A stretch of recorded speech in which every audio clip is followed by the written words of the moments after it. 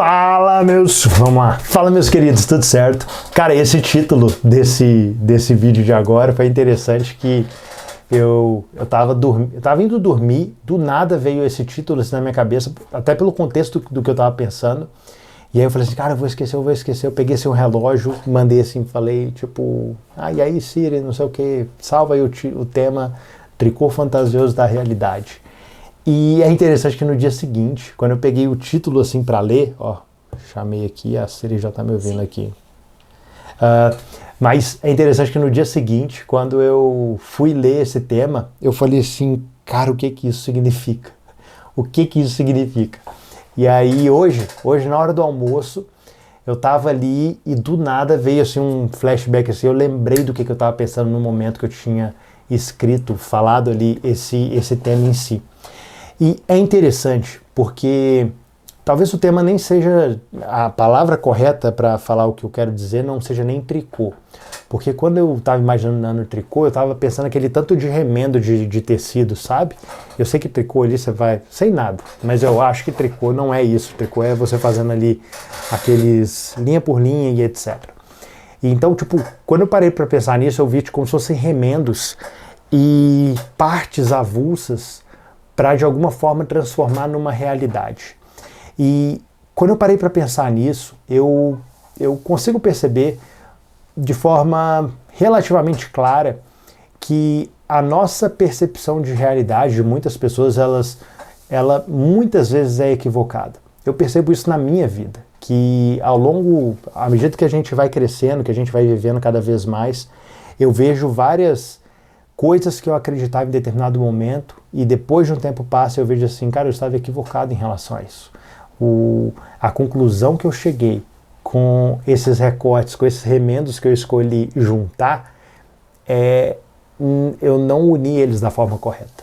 Eu excluí algumas peças que trariam a coerência necessária para que eu visse isso aqui da forma que de fato ela é. E eu acho um risco muito grande quando a gente tem essa visão limitada, por exemplo, em relação a Deus, sabe?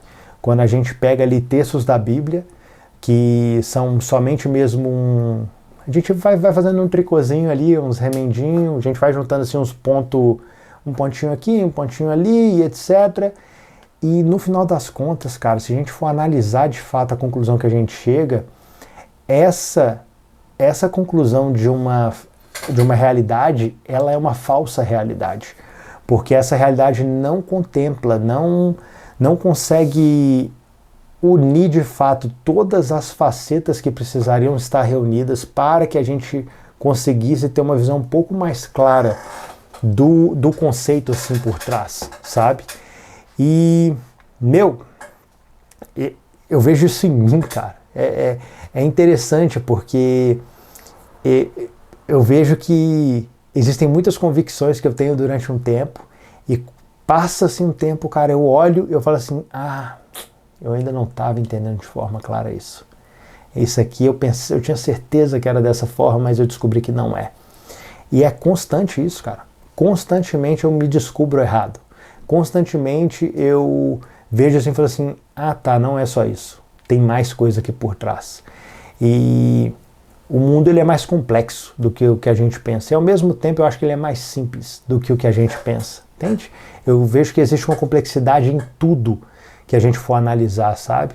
Se eu pegar essa câmera aí, eu for vendo o átomo dela e tudo mais, eu posso ver um tanto de coisas assim que, cara, no final das contas, eu vou estar complicando aquilo que é simples, sabe? Porque no final das contas, cara, isso aqui é uma câmera, a função dela é essa e etc. É para isso que serve. Eu posso ficar trazendo complexidades para algo que é simples. E eu vejo que muitas vezes a gente perde a simplicidade das coisas por avançar demais em determinados temas.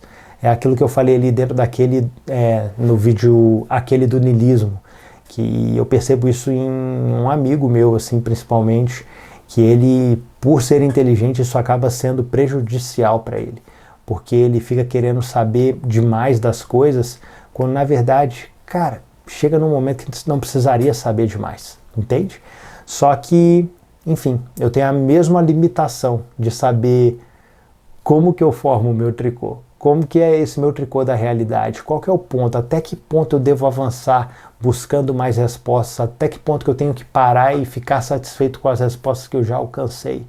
Até que ponto que eu ter mais conhecimento vai simplesmente, cara, só me distanciar mais da verdade? Só vai me deixar mais perdido do que eu estou agora, sabe? E, enfim, não tenho resposta em relação a isso. Eu sei de uma coisa, eu sei que nós precisamos ter uma dependência do Senhor quando se trata de uma percepção da realidade, sabe? Para mim, a definição de realidade é o verbo que se fez carne, sabe? É o verbo que se fez carne e habitou no meio de nós. É Ele que sustenta a existência, é Ele que traz sentido para toda a existência, sabe? Porque quando eu tiro Cristo da jogada, tudo, cara, fica sem sentido. Sério, eu trabalhar aqui, eu vou trabalhar para juntar dinheiro, cara, pra quê, velho? Pra quê no final das contas? Tudo vai para um vazio, tudo vai para algo que não tem o menor sentido. E esse nosso tricô da realidade, enfim, ao mesmo tempo que ele é um risco da gente pegar verdades ali por conveniência ou mesmo, cara, fazermos vista grossa para determinados pontos que seriam relevantes se a gente conseguisse dar o devido crédito para eles. É um desafio, cara. É um desafio.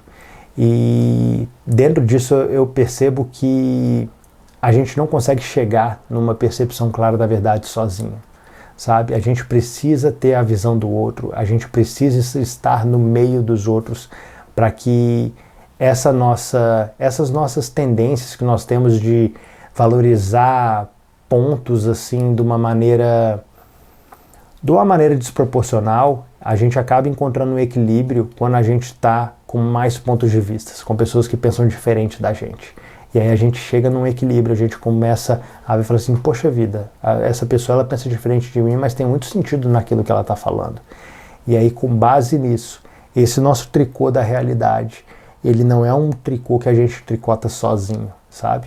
Mas é algo que é no meio das pessoas, sabe? Até mesmo Cristo, ele diz, né, que quando 2 ou mais estão reunidos no meu nome, ali eu estou presente. E, cara, Cristo, ele está presente, não é quando você está sozinho no seu quarto. Ele escuta a sua oração quando você está no quarto, mas ele se faz presente quando existem 2 ou mais reunidos no nome dele. E ali ele começa a se revelar, ali ele começa a mostrar aquilo que de fato é a realidade.